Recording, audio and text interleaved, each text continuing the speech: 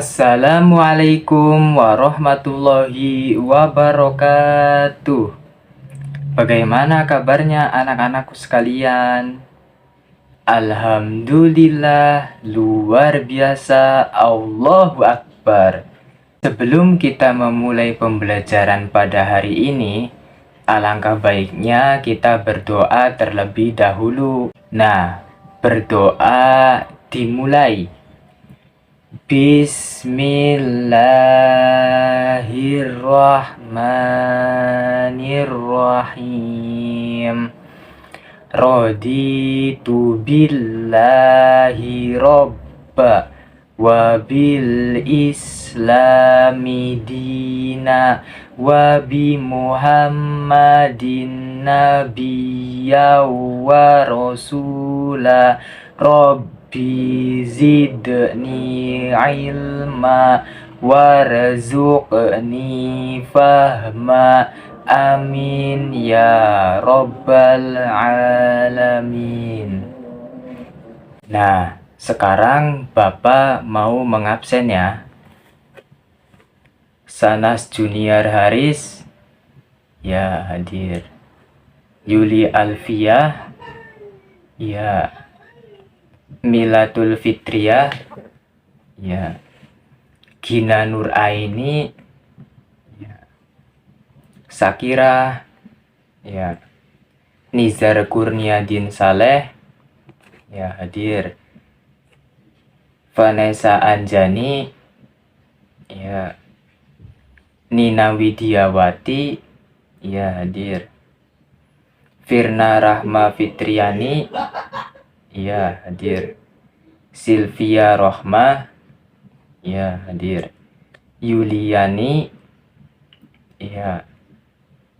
Muhammad Arifin ya. Nihaya Zain El Kafaf ya hadir. Firyal Khoiroh Nabiha ya. Khairul Maula ya. Ade Maflahul Maula ya. Risa Fadila ya. Syifa Amelia Putri ya. Siti Nilasari ya hadir. Uliana ya. Muhammad Iqbal Maulana ya hadir. Salma Faradina Salsabila ya. Nurika ya hadir. Oke, hadir semua ya pada pertemuan hari ini anak-anakku sekalian. Nah, sebelum kita mulai belajar nih, coba dong itu yang di bawah kursi, di bawah meja yang ada sampahnya bisa dipungut dulu. Ayo kita jaga kebersihan, sebab ada pepatah yang mengatakan kebersihan itu sebagian daripada iman.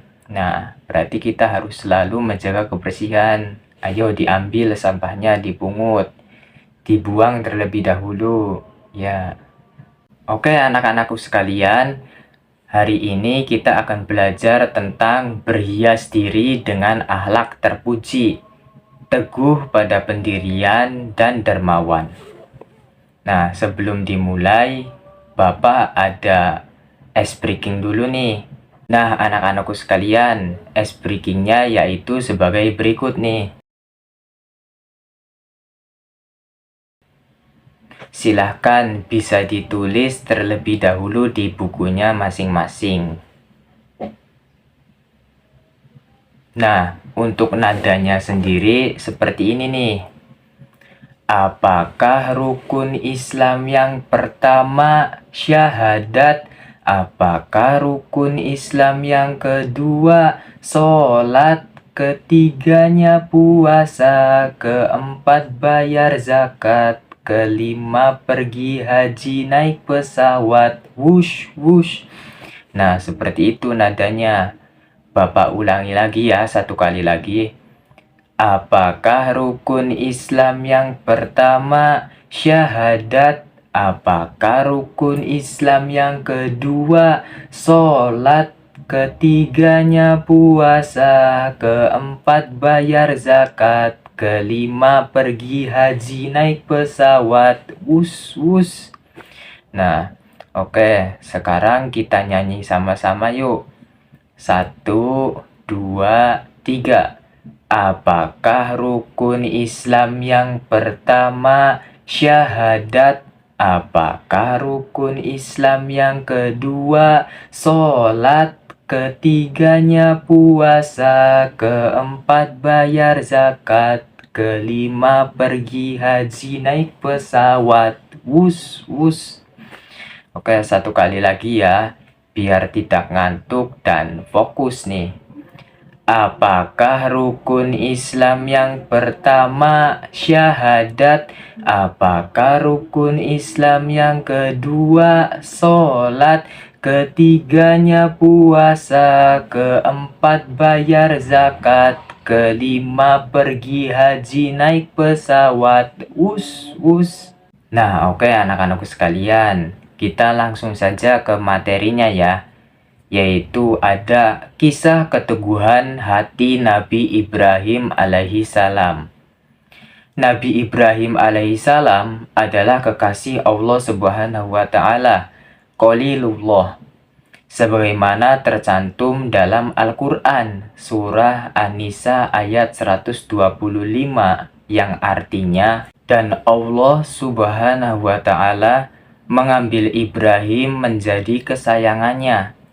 Ketaatan Nabi Ibrahim alaihissalam kepada Allah Subhanahu wa taala memiliki kedudukan yang sangat tinggi. Tugas Nabi Ibrahim alaihissalam memang sangat berat, yaitu mengajak kaumnya untuk bertauhid kepada Allah Subhanahu wa taala. Ajarannya semata-mata tentang perintah untuk mengesahkan Allah Subhanahu wa taala. Tidak ada yang berhak disembah selain Allah.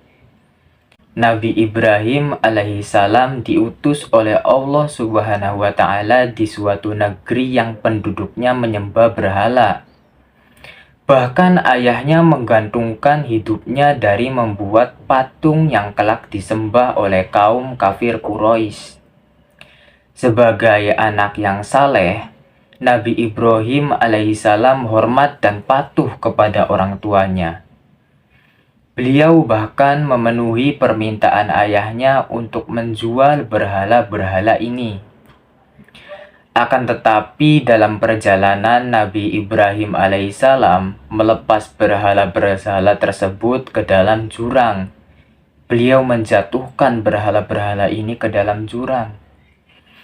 Keteguhan hatinya memeluk keesaan Allah, mengalahkan sesembahan yang orang tua dan nenek moyangnya terdahulu sembah. Ia sangat mengingkari peribadatan yang dilakukan kaumnya, yaitu menyembah berhala-berhala. Ajakan Nabi Ibrahim alaihissalam kepada kaumnya untuk menyembah Allah Subhanahu wa taala tidak dihiraukan. Walaupun berbagai cara telah ditempuh, bahkan sikap kaumnya semakin angkuh dan menentang. Nabi Ibrahim alaihissalam sangat tidak suka terhadap perilaku kaumnya yang sangat angkuh terhadap Allah Subhanahu wa taala.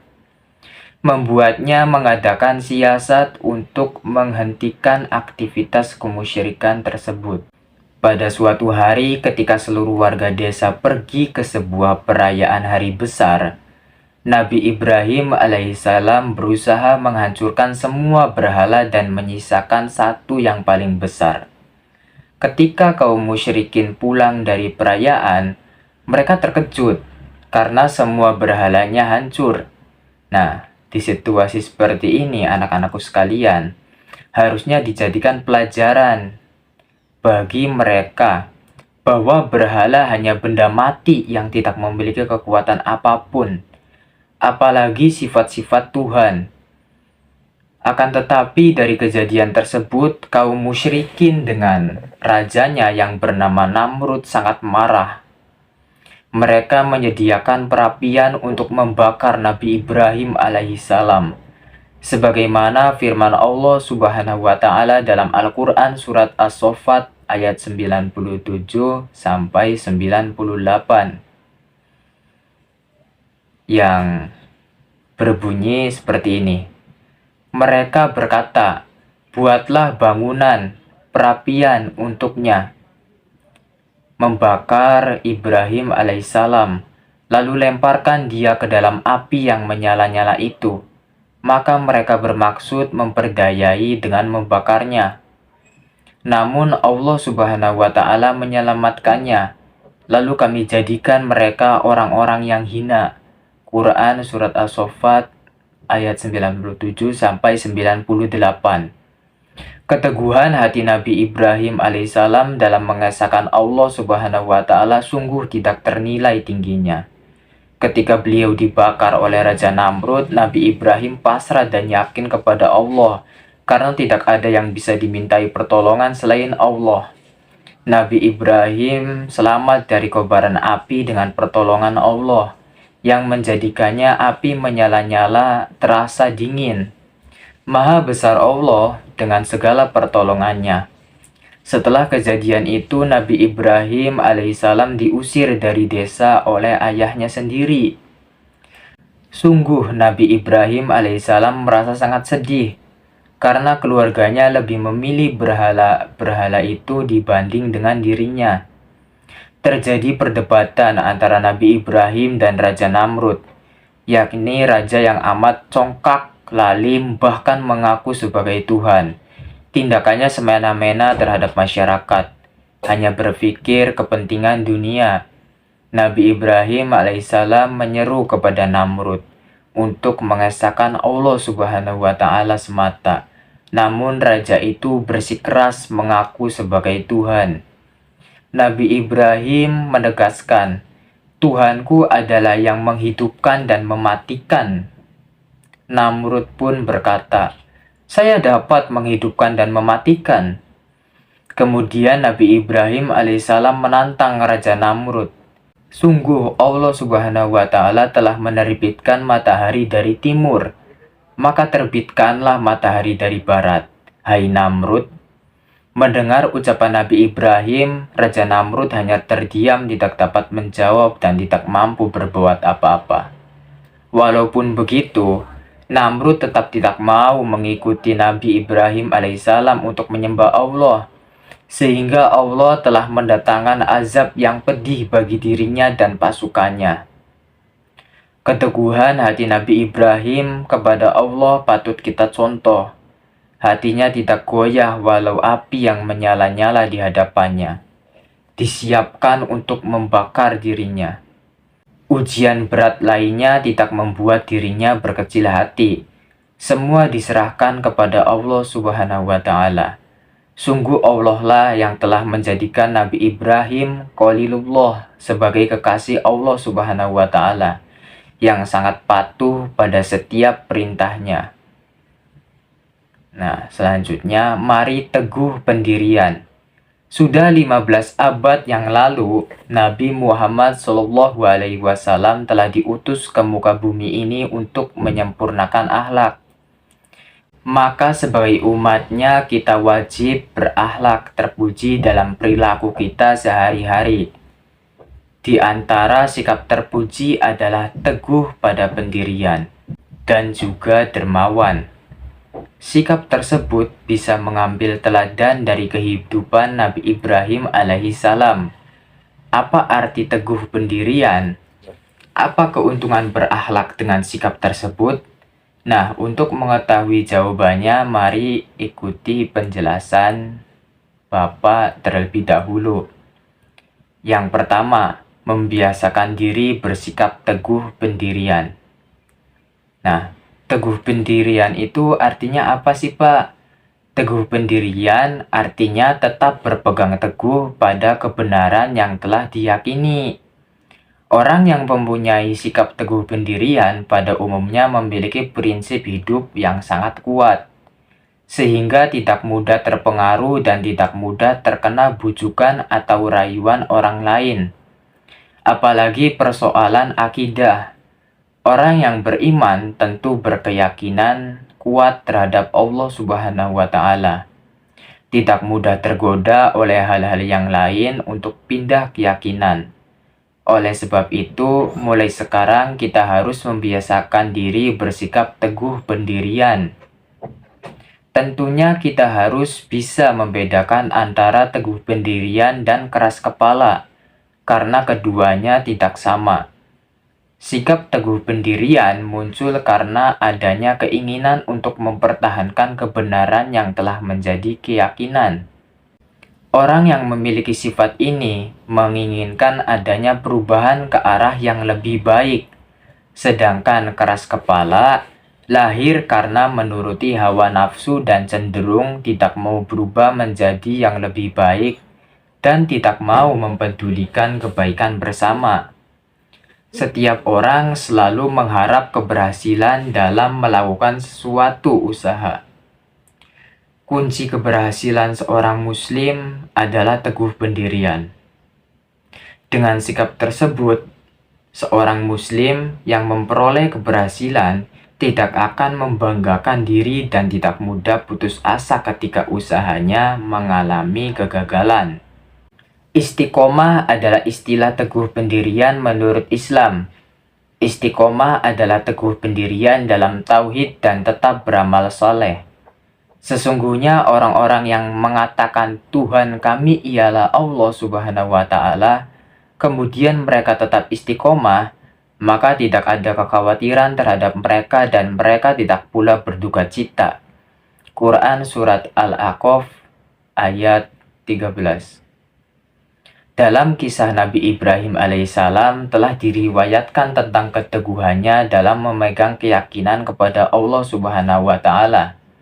Walaupun diusir dari desa oleh ayahnya, dibakar oleh Raja Namrud, keyakinannya tidak akan berubah. Pada akhirnya Nabi Ibrahim mendapat kemuliaan di sisi Allah Subhanahu wa Ta'ala. Masih ingatkah dengan cerita Masyitoh? Dia beserta keluarganya tetap bersikap teguh pendirian dan keyakinan kepada Allah. Walaupun keluarganya satu persatu direbus dalam kuali besar oleh Raja Fir'aun, bahkan anaknya yang masih dalam gendongan atas kehendak Allah Subhanahu wa Ta'ala bisa berbicara untuk memantapkan keyakinan dan tetap teguh pendirian pada keimanan, sehingga Allah Subhanahu wa Ta'ala membalasnya dengan surga. Anak-anak masih ingat dengan kisah Pangeran Diponegoro? Pangeran Diponegoro dengan sikap keteguhannya lolos dari tipu muslihat penjajah, sehingga sampai akhir hayatnya tetap berpegang teguh pada agama Allah Subhanahu wa Ta'ala. Apapun rintangannya tetap cinta tanah air dan berjuang untuk kemerdekaan Indonesia. Sudahkah kalian memiliki sikap teguh pendirian, anak-anakku sekalian? Nah, untuk mengenali sifat teguh pendirian, perlu kalian ketahui ciri-cirinya nih. Ciri-ciri teguh pendirian itu yang pertama, ada keyakinannya itu kuat dan tidak mudah goyah. Yang kedua, mempunyai pendirian yang kokoh. Yang ketiga, selalu optimis dan tidak mudah putus asa. Yang keempat, tidak mudah menyerah. Dan yang kelima, tidak mudah terpengaruh oleh bujukan atau rayuan orang lain. Hal-hal yang perlu dilakukan agar memiliki sikap teguh pendirian adalah yang pertama, berteman atau bergaul dengan orang-orang yang mempunyai sifat teguh pendirian. Yang kedua, mengambil contoh dari kisah-kisah orang-orang yang mempunyai sifat teguh pendirian. Yang ketiga, membiasakan sikap berpikir kritis sebelum berbuat. Dan yang keempat, berhati-hati dalam mengambil suatu keputusan atau tindakan. Nah, yang selanjutnya ada materi, hikmah, dan sikap teguh pendirian. Berakhlak berarti menanam sesuatu untuk dirinya sendiri yang bisa berdampak pada orang lain atau lingkungan sekitar. Akhlak akan menimbulkan akibat yang sangat panjang, mulai proses kehidupannya di dunia bahkan sampai di akhirat kelak. Ibarat menanam padi akan memanen padi. Jika seseorang menabur kebaikan dengan akhlak terpuji, maka akan memperoleh hikmah yang besar, yaitu kehidupannya menjadi terpuji. Hikmah-hikmah dari sikap teguh pendirian diantaranya, yang pertama, tidak mudah dipengaruhi oleh orang lain untuk berbuat yang kurang baik. Yang kedua, tidak mudah diajak untuk berbuat buruk. Yang ketiga, percaya pada diri sendiri. Yang keempat, mudah menerima ajakan yang baik. Yang kelima, dapat mempengaruhi orang lain untuk berbuat baik. Nah, setelah kita mendengar banyak materi tadi, kita nyanyi dulu yuk. Nah, kalian simak.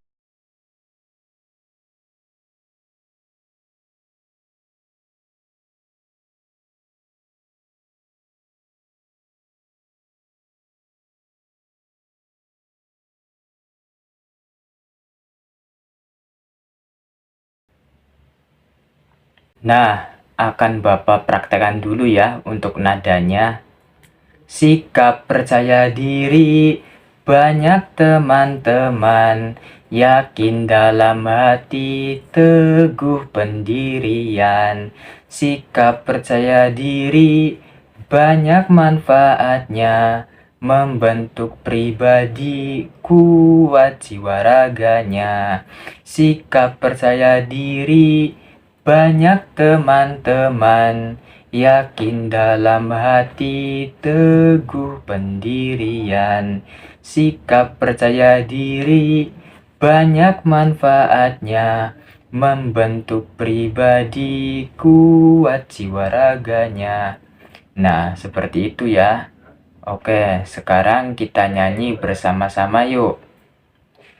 Sikap percaya diri, banyak manfaatnya, yakin dalam hati, teguh pendirian.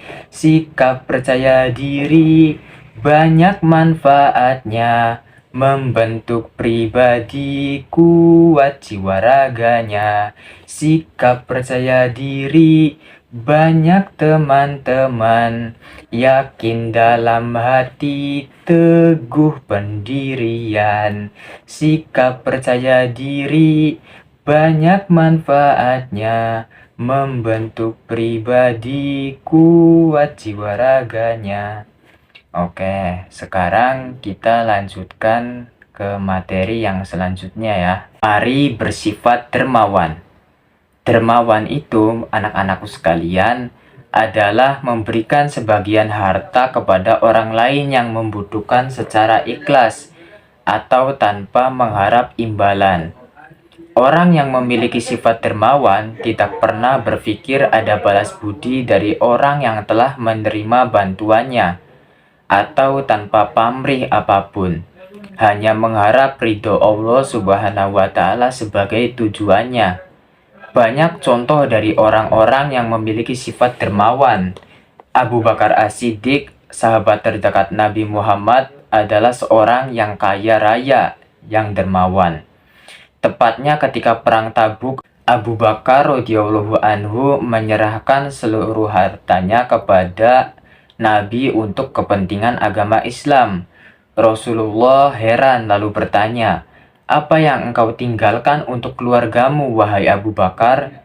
Ia menjawab, "Aku tinggalkan untuk mereka Allah Subhanahu wa Ta'ala dan Rasul-Nya." Di samping itu, Abu Bakar juga banyak menyedekahkan hartanya untuk membeli budak-budak, kemudian dimerdekakan. Utsman bin Affan, sahabat yang sekaligus menantu Nabi, terkenal orang yang kaya raya dan sangat dermawan. Madinah saat itu dilanda kekeringan.